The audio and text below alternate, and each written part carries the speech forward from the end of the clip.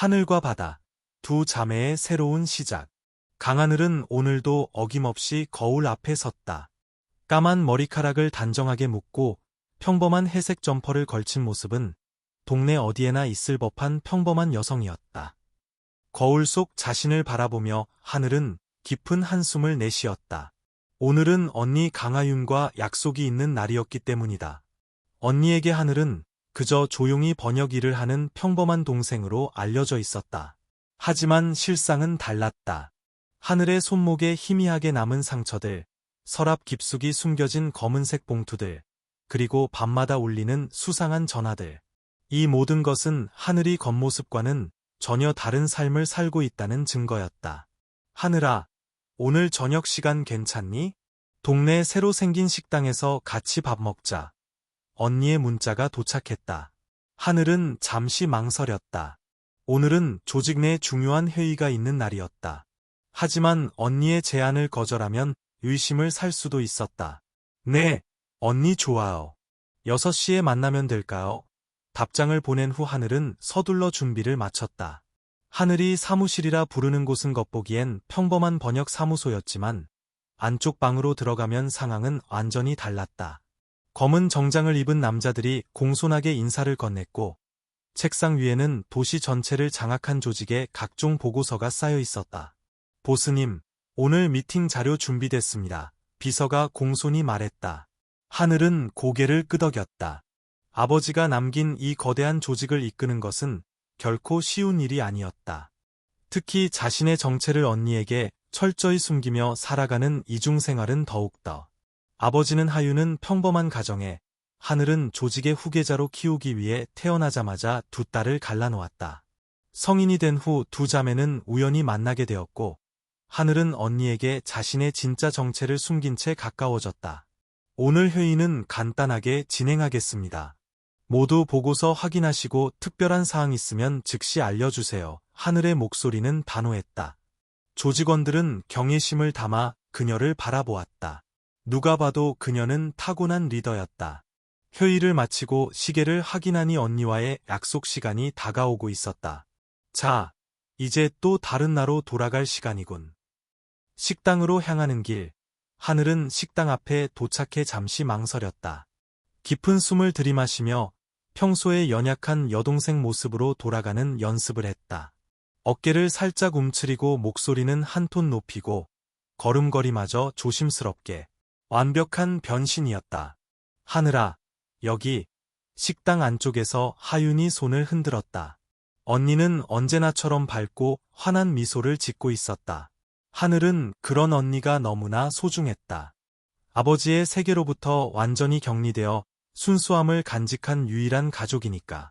언니, 오래 기다렸어요. 하늘은 살짝 허리를 숙여 인사했다. 아니, 방금 왔어. 요즘 번역 일은 어때? 바쁘지? 하늘은 준비해 둔 거짓말을 자연스럽게 늘어놓았다. 소설 번역 작업이 바쁘다는 얘기, 새로운 클라이언트가 생겼다는 얘기들. 모두 조직 생활을 위장하기 위한 완벽한 변명이었다. 두 자매가 식사를 즐기고 있을 때 식당 문이 열리며 3명의 남자가 들어왔다. 검은 정장에 날카로운 눈빛, 그리고 왼쪽 귀에 작은 점이 있는 남자. 하늘은 순간 숨을 멈췄다. 조직의 핵심 간부 중 하나인 태석과 그의 부하들이었다. 태석도 하늘을 발견하고는 놀란 표정을 감추지 못하고 반사적으로 고개를 숙이려다 하늘의 날카로운 눈빛을 받고 멈칫했다. 하지만 이미 늦었다. 저기 있는 사람들, 너 아는 사람이야? 하윤이 이해한 표정으로 물었다. 아니요. 전혀 모르는 사람들입니다. 하늘은 웃음으로 넘겼다. 제가 누군가와 비슷하게 생겼나 보죠. 식사를 마치고 나오는 길, 하윤이 화장실에 간 사이 태석이 조심스럽게 다가왔다. 보스님, 죄송합니다. 몰랐습니다. 하늘은 차갑게 속삭였다. 오늘 일은 없었던 걸로 해. 언니에 대해서는 절대 언급하지 마. 집으로 돌아가는 길, 하윤은 평소와 달리 조용했다. 무언가 의심하는 듯한 표정. 하늘은 불안함을 감추며 생각했다. 이대로 계속 숨길 수 있을까? 하윤은 집에 돌아와 휴대폰을 꺼내 들었다. 동생 하늘의 눈빛, 식당에서 만난 남자들의 태도, 특히 한 명이 하늘을 바라보던 방식은 마치 상관을 대하는 듯했다. 하유는 인터넷 검색창에 서울 조직폭력배라는 키워드를 입력했다. 그러다 우연히 발견한 한 커뮤니티의 글, 전설의 보스가 남긴 비밀의 딸이라는 제목이었다. 심장이 빠르게 뛰기 시작했다. 대부분의 조직원들도 모르는 사실입니다. 현재 조직을 이끄는 사람은 젊은 여성이라고 합니다. 전설적인 보스의 피를 이어받은 그녀는 사진이나 이름은 없었지만 상황 묘사가 하늘과 너무 비슷했다. 하늘이 자주 외출하는 시간대, 갑자기 받는 전화에 긴장하는 모습, 가끔 보이는 멍 자국들까지. 다음날, 광고회사 디자이너인 하유는 하늘의 사무실이라는 번역소를 직접 찾아가 보기로 했다. 강남구 논현동의 조용한 건물 2층, 세계 번역소라는 작은 간판이 보였다. 안에는 단정하게 차려입은 여성이 앉아 있었다. 안녕하세요. 강하늘 씨 언니인데요. 여성의 표정이 미묘하게 변했다. 아, 네, 하늘 씨는 지금 예근 중이시고 오후에 돌아올 예정입니다. 하유는 주변을 둘러보았다. 깔끔했지만 번역 관련 서적이나 자료는 거의 보이지 않았고 모니터에는 복잡한 차트와 숫자들이 떠 있었다. 이곳은 번역소라기보다는 다른 종류의 사무실 같아. 하늘은 사무실로 돌아오자마자 비서로부터 오전에 언니가 다녀갔다는 보고를 받았다. 얼굴이 순간 창백해졌다. 정확히 무슨 일이 있었는지 말해보세요. 비서는 하윤이 사무실을 둘러보며 의심스러워 보였다고 전했다. 모니터에는 무엇이 보였죠? 죄송합니다. 급해서 조직 자금 현황을 닫지 못했습니다. 하늘은 깊은 한숨을 내쉬었다. 언니에게 전화했지만 하윤의 목소리는 어딘가 경계하는 듯했다. 그날 저녁, 하늘은 언니의 아파트에서 저녁을 준비했다. 하늘아, 너에게 물어볼 게 있어. 내가 하는 일이 정말 번역뿐이니? 하윤이 휴대폰 화면을 보여주었다. 전설의 보스가 남긴 비밀의 딸 게시글이었다. 이거 혹시 너 얘기 아니니? 하늘은 순간 모든 것이 무너지는 느낌을 받았지만 애써 부인했다. 언니, 그건 그냥 소설 같은 얘기잖아요. 그때 갑자기 유리창 깨지는 소리가 들렸다. 하늘은 반사적으로 언니를 바닥으로 끌어내렸다. 엎드려요. 그녀의 목소리에는 더 이상 평소의 소심함이 없었다. 검은 복면을 쓴 3명의 남자가 아파트 안으로 들이닥쳤다. 하늘은 재빨리 주방으로 달려가 칼을 집어들었다. 그녀의 몸지대는 수년간의 훈련이 배어 있었다. 언니, 화장실로 들어가서 문 잠그고 경찰에 신고해요. 하윤이 화장실로 향하는 동안 첫 번째 공격자가 하늘을 향해 달려들었다. 하늘은 놀라운 속도로 공격자의 팔을 잡아 비틀었다. 보스의 여동생을 데려와. 다른 남자가 외쳤다. 그들의 목표가 자신이 아닌 언니라는 사실에 하늘은 분노했다. 감히 내 언니를 건드려. 치열한 몸싸움 끝에 한 명이 뒤에서 하늘의 팔을 붙잡았고 다른 한 명이 화장실 문으로 달려갔다. 그 순간 아파트 현관문이 요란하게 열리며 태석을 비롯한 하늘의 부하들이 들이닥쳤다.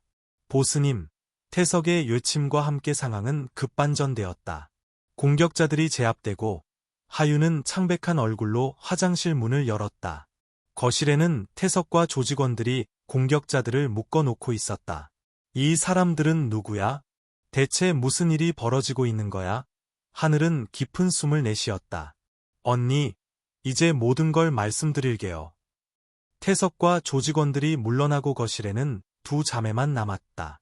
저는 사실 아버지의 조직을 이어받아 운영하고 있습니다.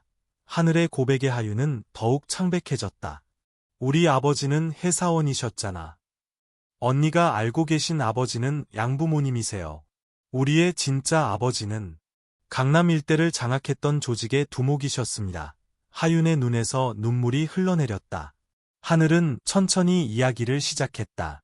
아버지가 자매를 갈라놓은 이유, 자신이 후계자로 자란 과정, 그리고 아버지가 돌아가시기 전 내 자매를 찾아 지켜주라고 부탁했던 일까지.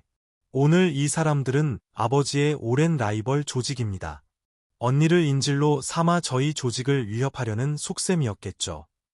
하유는 창가로 걸어가 밤하늘을 바라보았다. 내 모든 게 거짓이었던 거야. 아니에요, 언니. 제 정체만 숨겼을 뿐 언니에 대한 마음은 진심이었어요. 언니는 제게 유일한 가족이니까요. 언니를 지키기 위해 이 조직을 계속 이끌어왔어요. 그럼 이제 어떻게 되는 거야? 하윤의 질문에 하늘은 단호하게 대답했다. 걱정하지 마세요. 오늘 일을 계기로 모든 것을 정리할 겁니다. 더 이상 언니가 위험에 처하게 두지 않을 거예요. 하늘은 태석에게 전화해 모든 간부를 소집하라고 지시했다. 언니, 오늘 밤은 제 안전한 곳으로 가시죠. 하늘의 안전가옥은 한강이 내려다 보이는 고급 아파트였다. 밤이 깊어갈 무렵 검은 정장 차림의 간부들이 모여들었다. 하윤은 거실 소파에 앉아 유리창 너머로 회의를 주재하는 하늘의 모습을 지켜보았다. 자신감 넘치는 자세와 단호한 표정, 전혀 다른 사람이었다. 오늘부터 우리는 모든 불법 사업에서 손을 뗍니다. 하늘의 선언에 간부들 사이에서 동요가 일었다. 합법적인 사업으로 전환할 겁니다. 우리가 가진 자금과 인력으로 충분히 가능해요. 회의가 끝나고 하늘은 지친 표정으로 돌아왔다. 모든 걸 정리하기로 했어요. 조직은 합법적인 기업으로 전환됩니다. 그동안 준비해 온 일이었어요. 아버지와는 달리 저는 처음부터 이 길을 원치 않았으니까요. 아버지가 돌아가신 후 조직을 이어받은 이유는 단 하나, 언니를 지키기 위해서였어요. 하윤은 천천히 일어나 하늘을 꼭 안았다. 미안해, 하늘아. 내가 그런 부담을 안고 살아왔다니. 하늘도 언니의 품에 안겨 울음을 터뜨렸다. 다음날 아침, 하늘은 라이벌 조직을 완전히 제압하기 위한 마지막 작전을 준비했다. 언니, 오늘 하루만 더 여기 있어주세요. 모든 일이 끝나면 함께 떠나요. 태석과 함께 차에 오르며 하늘이 물었다. 뭐든 준비됐나? 네, 경찰에 제보할 모든 증거도 준비됐습니다. 이제 우리 조직의 흔적만 지우면 됩니다. 도시의 한 창고에서 두 조직의 마지막 대면이 이루어졌다. 너희들의 시대는 끝났다. 하늘의 선언과 함께 경찰 사이렌 소리가 들려오기 시작했다. 해질녘, 하늘은 모든 일을 마치고 안전가옥으로 돌아왔다. 다 끝났어요. 언니, 라이벌 조직은 경찰에 체포됐고, 우리 조직은 이제 공식적으로 해체됐습니다. 10년 동안 준비한 일이었어요. 하윤은 여동생의 손을 꼭 잡았다. 이제 어떻게 할 거야? 언니와 함께 떠나고 싶어요. 멀리 해외로요. 제가 그동안 합법적으로 모아둔 자금이 있습니다. 하윤은 고개를 끄덕였다. 그래, 함께 떠나자. 2달 후, 남해의 작은 마을. 바다가 보이는 언덕 위에 하늘과 바다라는 이름의 작은 서점이 문을 열었다. 하늘과 하윤은 평화로운 일상을 만끽했다. 어느 날, 서점의 태석과 몇몇 전 조직원들이 찾아왔다. 잘 지내고 계십니까? 보스. 아니, 사장님. 태석이 미소 지으며 말했다. 그들도 이제 모두 평범한 삶을 살고 있었다. 태석은 보안회사를 차렸다고 했다. 밤이 되자 두 자매는 바다가 보이는 테라스에 앉아 별이 가득한 하늘 아래 조용히 차를 마셨다. 가끔은 꿈만 같아, 하윤이 말했다. 하늘은 언니의 손을 잡았다. 아버지가 우리에게 남긴 어둠에서 벗어나 이제야 진짜 빛을 찾은 것 같아요. 먼 바다에서 어부들의 배에 불빛이 반짝였다. 가족을 지키기 위해 때로는 어둠 속에서 빛을 대신해야 했지만 이제 그들은 진정한 빛 속에서 살아갈 수 있게 된 것이었다. 두 자매의 새로운 삶이 그렇게 시작되었다.